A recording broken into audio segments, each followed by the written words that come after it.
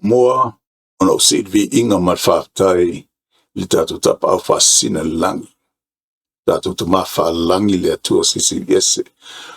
Ono lana whamanuianga le soifua malolo ina lo hapean wha ofuina ai o to'u. Ia mai se foi le malosi Maltino. Ola lo paua i foi si o nei vai vai. Me le anganga o lota maulalo te whapea tuai. Ta alofa lava. A fia mai, matala mai ao. Tatou nom fai pasoa fo e tu sai fo mam ta upula tu ina tu le nei yaso. Ta alofa tu i fio i le tua i iau whaalu penga. La inga sa le vi. Ia ila tō o lo tau suina le ipo o whaalatanga i alalfanga manu ese. Ia po atu nu fo i fafo. Paftai mo le ngaluenga, paftai mo le whatuatua, paftai mo le tala le. O te whata alofa atu fo i tupu mai o le atunu. Ia e maise fo. Tawam tu mai tai. E maise i whaltua mtausi. Ia e maise fo. Ma alosi o nu ma le auta levo. O whea lava me o lo auto whafonga ma matamatai nai me le nei puloka lama. Paftai mo le avanoa foi. O mwhai ai o nautou. Maua foi le se avanoa tautaute. Tata no whatasi ai, mwhasoa ai.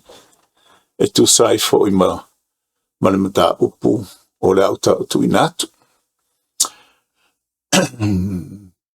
Ia, o le aso nei. O whapea o na talaina ai le taponia o le malo o Amerika. Lea ua whapea ona te whafoi mai lautanga. Ua whasolo tuai inga ioinga mo le talaina o le tapunia o le malo Amerika. Lono winga, i tūlanga o ngā luenga, tūlanga whapea. Ua le aise se leni. Mo le fast food, tasi pe fast food lua aso. Talu ona tapunia le malo. Sa le pasia le paketi po le se pili ina i whapea ona whaua wina ai le se leni e whaua winga luenga le malo o taitu tusa lava ma le taimi sa whapea ona talanoina i fo i le pili o le malo tuto o tasi o Samoa ina nte ua ngalo i tau te whatalofa atu isi o tatou malo i Samoa tuto o tasi le ngata foi le territory malosi i Amerika Samoa tuila manoa. Paftai lava mo inisio i lato whafonga ma lato naunauta i mai foi le nei podcast. O le nei shutdown. O le tapunia o le malo i nei Amerika. A whaina i tele si o tato territory Amerika Samoa. A o le mesili o na tāua. Pasol solo atu ina i lewa noa e to talai nai. Ile palota sa fai luas ful lua le ioe e talaina. Ai luas se lau maleiva le paloka ile le ai. O le nei la tu unga lo ia ile nei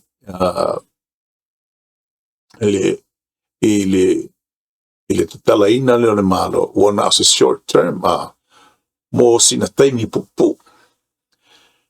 O le asa tolus fulo Januari, o le tau sanga fou, lua fe luas ful maleono, o le atapu, to e whangata ai le talaina leo le malo, o lona winga. Mai le taimi o le asa ingia ai e le presidente o Amerika, ia le tūlanga lea i le pili lea, o le talaina o ngā luenga le malo. Se ia o atu i le aso luas fulu le aso tolus fulu Januari. O le awhapea o na whaumai ia terms po whiutanga inga o le pili lea lo iai nei, il no inga. lo se me umi tu se male lua male afa masina o le lona winga mo le taimi nei ua mo tangata whainga ruenga le malo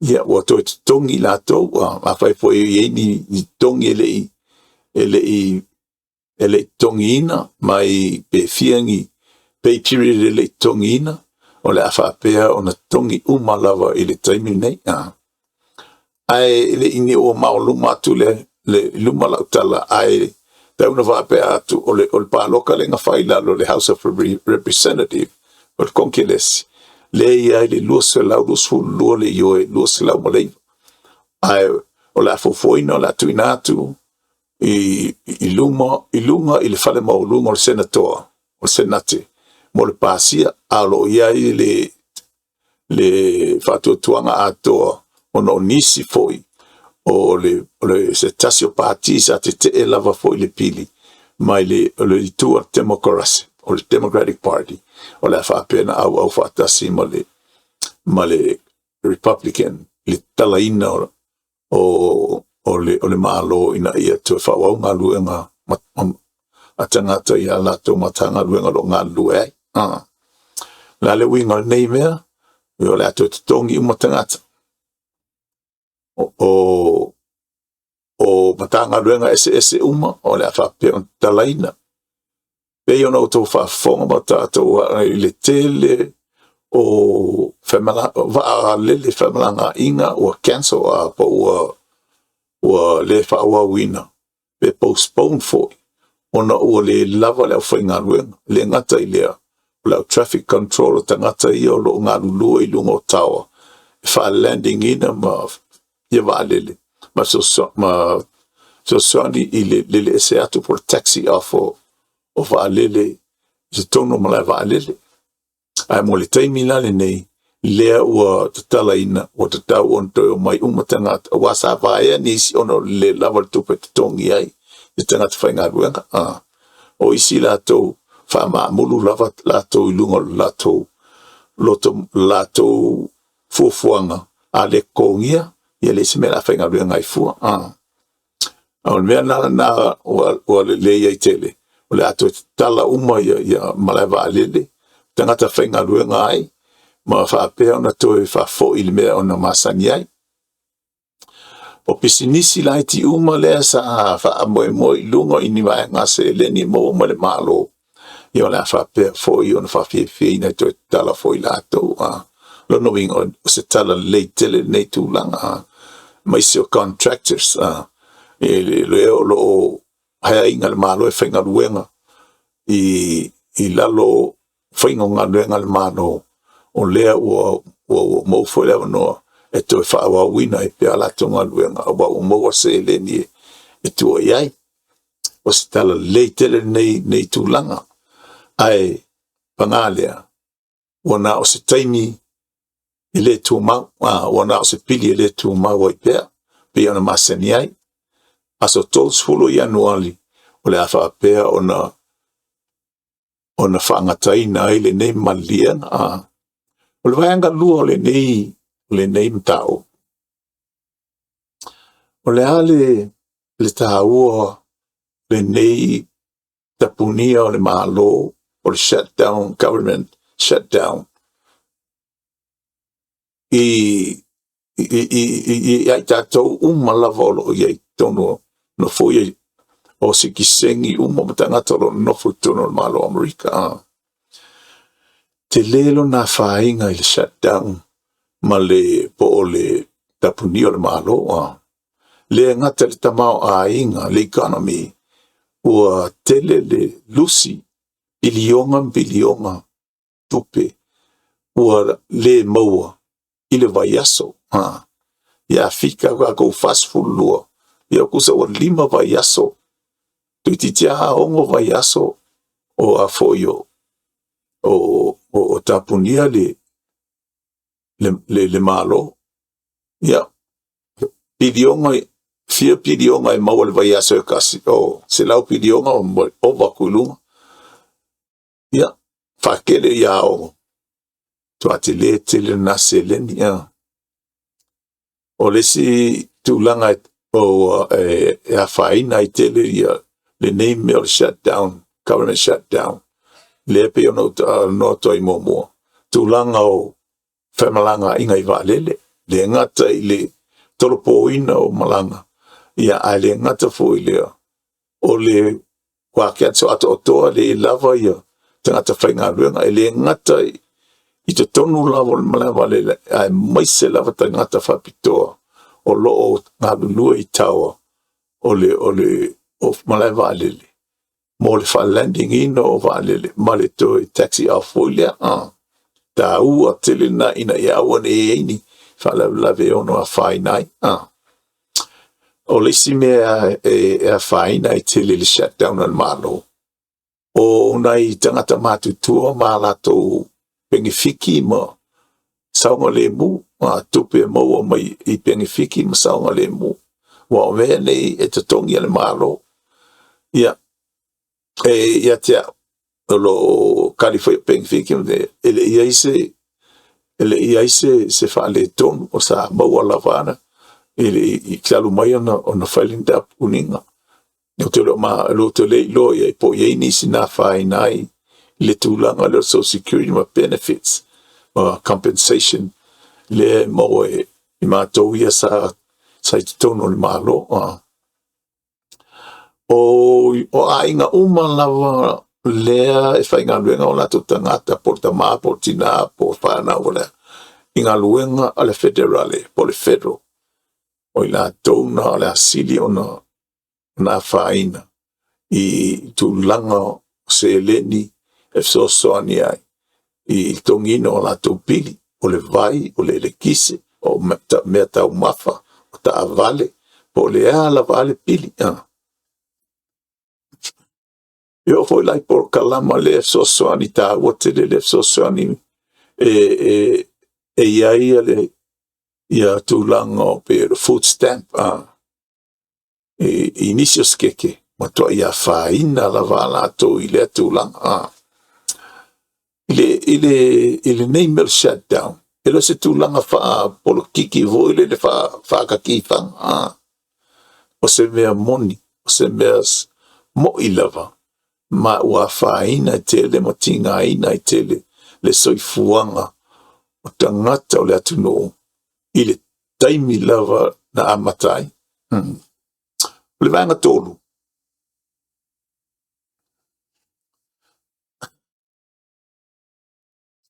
ora ame un fai ona fix ile pili lea a o ame le mafai ona fai ile to talaina ole malo yana ngaluenga mtulang o fapena po pasia le tupu talo le tupe mo tonino tangata le malo la fa pe ona tau fiai tulanga foio ole oi I me tau selen I alfa ngai no selen on me le lo falango longo ia tangata mai se tangata pio vai nga awal malo o lo I tulanga yo tupit mai le malo lo tongi nai la to pese yo mena o le falango longo ia a meni le fainga fixele ile talaina o le malo o le pasi o le talo le tupe o le malo mo le nei vai temporary pole o se tala le tu mau o le fetawa inga le va o political parties po kiki ie pa ki e lua o le Democrat ma le Republican ile tūlanga o le whaonga ino o tūlanga o tupe na le malo iai foi ele fai foi ona mo se tasi tūlanga I lo o ese ai foi e tu sai tula fono fale immigration po fabalanga inga tula fono fabalanga inga I tua oi ole malo America e mai se tua oi laloi ma Mexico le South ale ngata foi lea o atu nuu ia so soni e Amerika I me tau tupe o me tau mafa mtulangu whapena wa whaina I tele I le mele lo I aile ele o mawhai ona o ia le malosi o le talaina lea e whaawau I pe ia tūlanga o le tūlanga tū mau mo se teimi umi mo a inga lea o lo wha moe lunga o ngā luenga whale federal jobs ia e se tūlanga sili ona whaina I tele e lea mawhai la ona I le pili lea po le talaina lea ona whaatu mauina I a inga wha moe a tili I tupe tongi mai ele malo awa ave foi le nei tūlanga whapea ilo e foi tangata I le lato whatu ina foi tūlanga whataitai I te tonu o le malo ai o whatu la tala tūlanga whataitai ele whasingo kongunga le I le presidente Amerika awa o I la tau ia lalo mai ele vaenga le Congress ma le vaenga le Senate e te tau ona au tasi se mea whai ma pāsia le pili whatoa a vele sa ingi mai ai lea le presidente o le malo ono no inga I kai peia o se mea foi lea ngā le kangoa kua le o mi le paten foi le pole ki o le ia ua uma ele mwhainga solve le problem ele mwhai ona mo se aua le wha le lei ai se wha whita uli o iai vangalo na wha lai me la kupu pe a uma I le malosi o le tala le tupe po le pili le mai wha mai a ina le aso toros fuli angwali a whai ele ai se tasi kongo konke lesi mo se pa keki mo le tau sanga atora ile pao le aso toros fuli angwali ia koe a maka foi lai o le shutdown po tu taponia fo le malo o le koe mo foi paychecks po ni totongi o tangata whainga luenga malo yo I tūlanga wha marketi mo whatawa ina o la wha pēr foi ona ngā le mo foi I kupe kaunga mawai o le ko yes whatu tuanga tonu o tangata I makeki hea lo moe pe o tūlanga foi leo stock market tu whawhena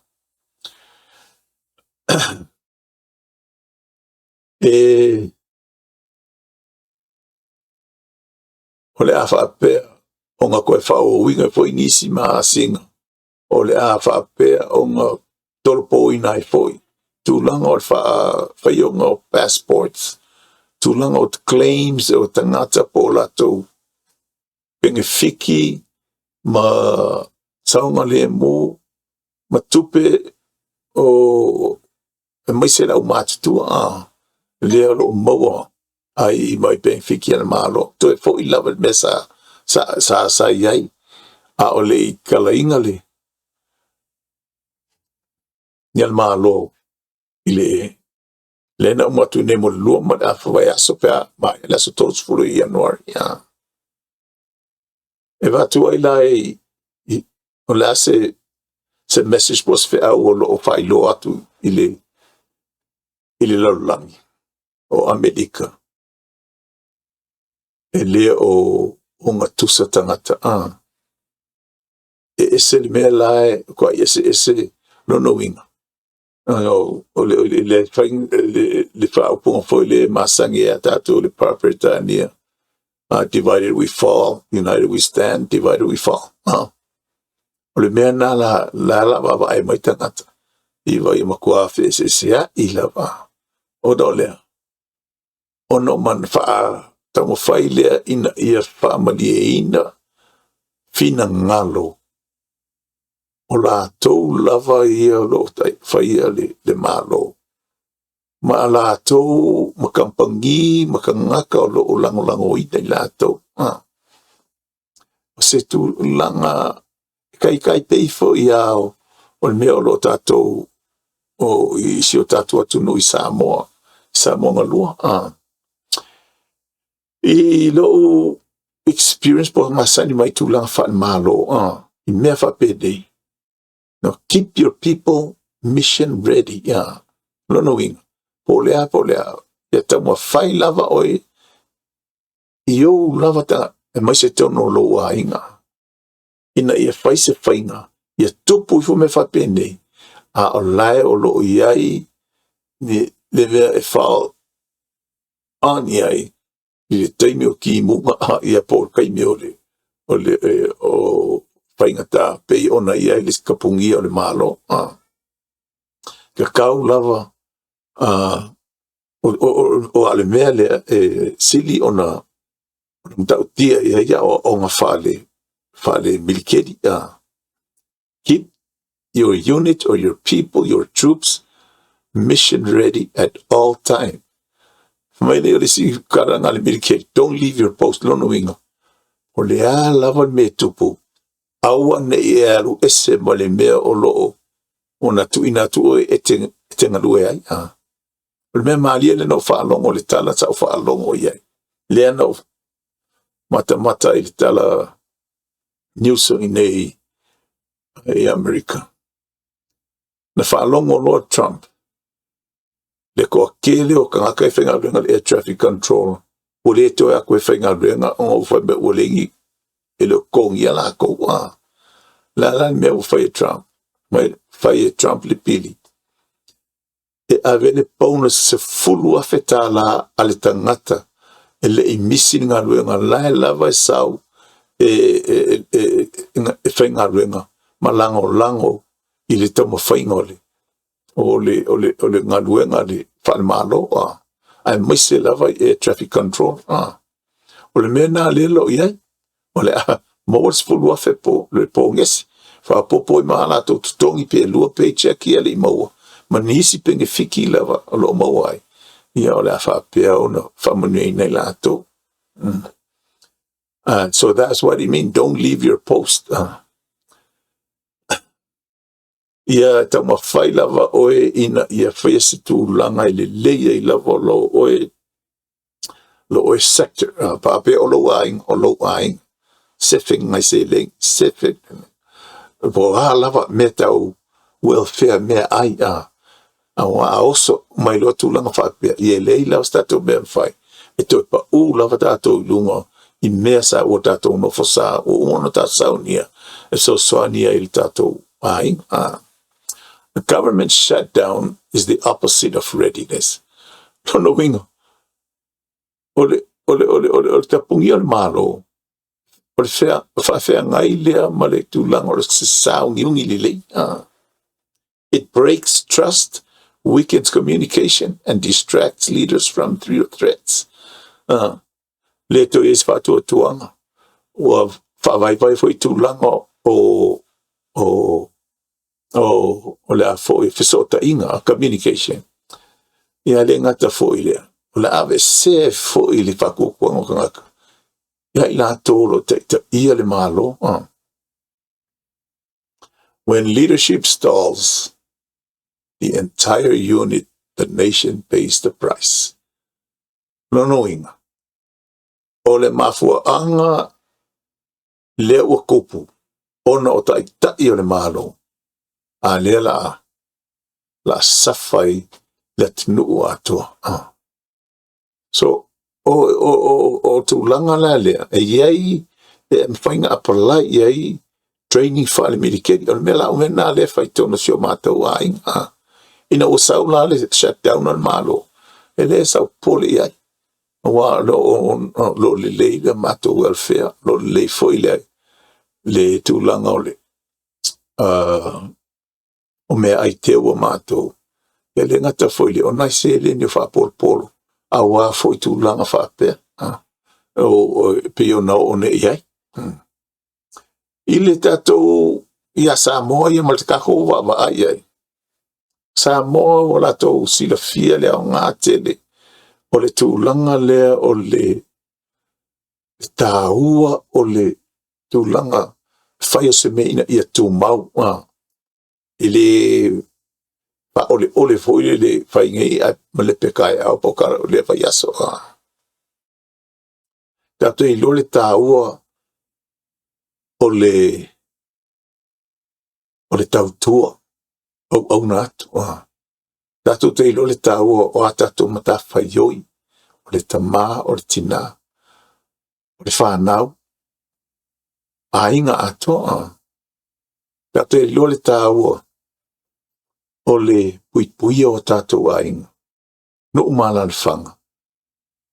Teimi tupu mai tūlanga whape. Wha mole a iaiso wanganga lofa. Please love, like, share, and subscribe. Mai li tātou poro kalama. A whape o tu lea son tōrse fulu o Januari. A ele I maua se tasi. I le vāne o pāki e lua. I o lono winga. Le atu e foi a tātou lea lea na tupu. For the last 5 weeks. I le tūlanga o le whatama ia ai ono kūlanga whapor kiki. I le aise se senga mea lo tupu I Washington. Tono Amerika. Ma mea lo tupu ia pia. Ia po pango foi. I mea lo iai taita inga. Ai la tolo taita ia tātou malo. E ta tau lawa I tangata ona prioritize ia tangata. Tau I lau taitai ona prioritize the people. Ai le o le puli po o le struggles va ai po oi silia kulanga puli male malosi o lana longo power. Kaki controlling aini tulang whapor kiki. When the government shuts down, families carry the burden. Mole. Love, like, share, and subscribe. Mo follow rino tato proclama. In closing, o te whapea tuai, I o whaiuna nei, I shut down po le tapunio le malo. Ai o le suenga sili o nam tautia le foi le moni. Pea uma la sotos furu yangwan. Ma nei foi la tu sa lua ma le awhawai aso lea la kaunga kalakalangoa ai pāki e lua. I se awala e mwhaiuna ngā o a kua uma la sotos furu ko e se whaawau loa ma le talaina o le malo. Se I wha uma le fiscal year o le lua fe lua sifuru ma leono. Tātou whātare te alia pe mawhai le konkelesi on going to deliver a long-term solution or push America into another crisis. Po whawawina le talaina malo ia por ku leifa ko lavo o Amerika a koa I se si tūlanga silinga pangatia. Ia te au ia I lau potomasani mai tau le malingi. I know one thing. Readiness saves lives. Po tūlanga o sauni o ninga. Sefe mai ai so I fua tangata. Leadership matters. O taita inga. E tā ua tele. I le whafoina o olam so I fua tangata lo e taita ina. Stability matters. Tūlanga ina I whatumawina lava. Ia le tūlanga ina I whaapea. Ona aua nei whaamaamulu mai mor whaawina pea o tūlanga tau ona whaia pea. Mor whaaruina I luma. O no mana whanga ma ainga. Tā ua tele. Le ngatel na whaawina pea o le malo. Matatala pea. So you can continue on with your mission. e mai se le malo no na ia foi mission mai se o matua mala o mission tono lo aing o le whanau le lako foi mission tono o le aing like I said again, love, like, share and subscribe tuina tu la whaftai foi mo le no tata no le nei aso pasoa mai vai me sau comment ina I whapea o na talaina ai le se fina ngalo ai mai se foi o le whaawau na pea whaawauina pea o le taulanga o loo tatu tau whae mo le whaalea pea o tatu ainga e kalesia no mala la whanga. This is Iron Iron. I'm your host, Eneto, a veteran stake. Stay informed, stay steady, and stay prepared. Soifua ma ia manuia.